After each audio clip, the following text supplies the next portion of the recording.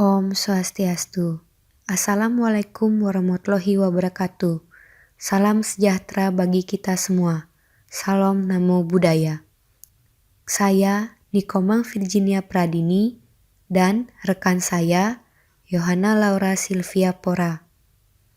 Kami ucapkan terima kasih kepada dosen kita yang terhormat yaitu Ibu Desi Puspaningrat yang telah memberikan kami kesempatan untuk menyampaikan materi kali ini yang membahas tentang asam lemak.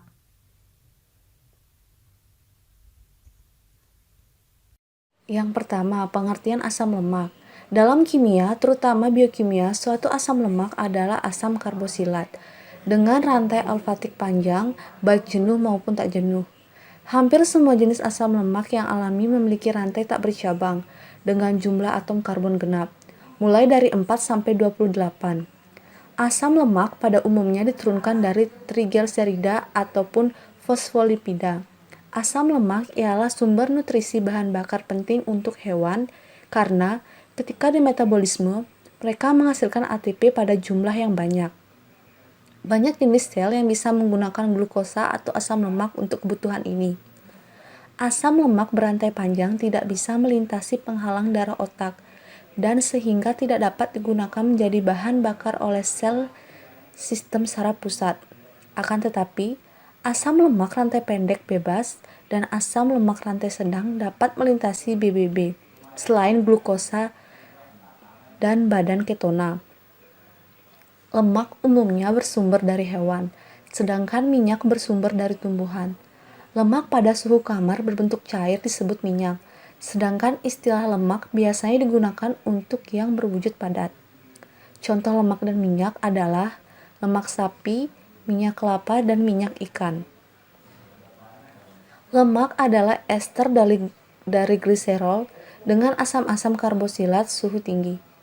Asam penyusun lemak disebut asam lemak. Asam lemak yang terdapat di alam adalah asam palmitat, C15H31COOH, asam stearat, C17H35COOH, asam oleat, C17H33COOH, dan asam linoleat, C17H29COOH.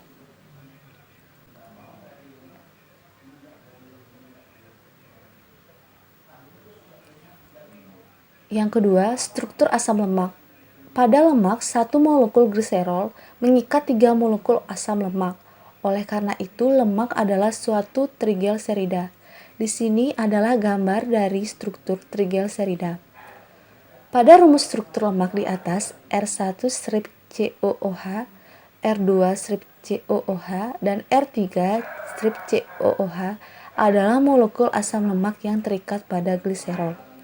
Ketiga molekul asam lemak itu boleh sama, disebut asam lemak sederhana, dan boleh berbeda disebut lemak campuran.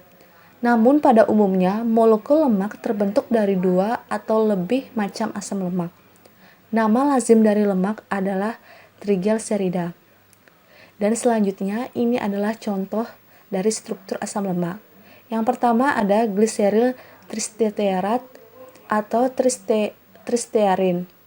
Yang kedua ada gliseril trioleat atau triolin. Yang ketiga ada gliseril lauropalmitostearat.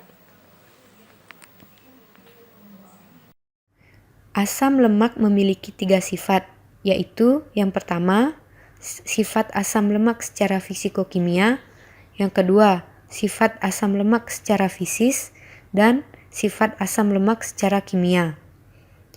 Sifat asam lemak secara fisikokimia, yang pertama, asam lemak bersifat amfipatik. Mereka memiliki 2 zona, satu kutub mengandung gugus karboksil, min COOH, hidrofilik dalam karakter, dan apolar lain yang merupakan rantai karbon atau alifatik dan hidrofobik. Gugus karboksil membentuk ikatan hidrogen dengan molekul polar lainnya, sementara rantai alifatik berinteraksi melalui gaya van der Waals dengan rantai asam lemak lain yang berdekatan. Yang kedua, bereaksi dengan alkohol, membentuk ester dan melepaskan air. Mereka terhidrolisis di hadapan alkali atau samponifikasi membentuk garam natrium dan kalium atau sabun. Derajat ketidakjenuhan dan panjang rantai alifatik menentukan titik lebur. Ini meningkatkan dengan panjang rantai karena interaksi van der Waals dengan rantai serupa lainnya meningkat. Namun adanya ikatan rangkap menyebabkan siku pada molekul yang selain memperpendeknya, mendukung penurunan titik lebur dengan mengurangi jumlah interaksi dengan rantai lainnya. Kemudian, sifat asam lemak secara fisis. Yang pertama, lemak dan asam lemak larut dalam pelarut organik, seperti petroleum ether, benzena, dan kloroform. Mereka tidak larut dalam air. Yang kedua, asam lemak jenuh padat pada suhu kamar, sedangkan asam lemak tak jenuh adalah cair. Yang ketiga, asam lemak tak jenuh menunjukkan isomerisme cis-trans karena adanya ikatan rangkap. Kemudian mereka adalah konduktor panas yang buruk. Dan gliserida jenuh yang mengandung lemak membutuhkan suhu tinggi untuk meleleh, sedangkan gliserida tak jenuh yang mengandung lemak membutuhkan suhu yang relatif lebih rendah untuk peleburannya. Kemudian, sifat asam lemak secara kimia. Yang pertama, hidrolisis.